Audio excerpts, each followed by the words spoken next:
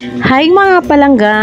By the way mga palangga, nami karon sa gawa sa eskwelahan. Kaya akong trabaho, taga-adlaw ko magatod sa akong mga estudyante. Kay holdi man mina sa eskwelahan mga palangga, butabang punmig pang limpyo sa mga teacher diri sa school. Mao nami diri sa gawa sa eskwelahan mga palangga. Wala manggoy agas mga palangga, mao nang nami diri sa may irrigation ng labami og mga trapuhan. Mao na sila akong mga kauban nga mga inahan pod. Kaning si Puling malipayon kayo sige rag tingsi. Ako ani mga palangga, nara ko diri sa may taas kay mahadlo ko muubog sa tubig kay baka naay mga alimato. Well, nagblast na sila sa mga trapuhan mga palangga. Nga akong gibuhat na mga palangga, naghakot dahil kog tubig padulong sa room kay ibuo na ko sa mga tanom. Mo nang gatungko ko sa natubangan mga palangga kay gihangak jud kayo ko og hinakot.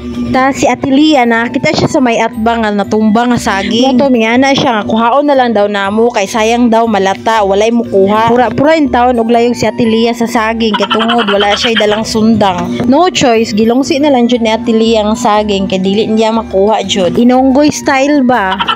Mao si nanay nga kaning nakablo to the rescue siya ni Atilia. Pero kaning mga saging mga palangga sa school jud ni siya. Kung mao na ni tanang saging ang nakuha nila mga palangga. Diri lang tama.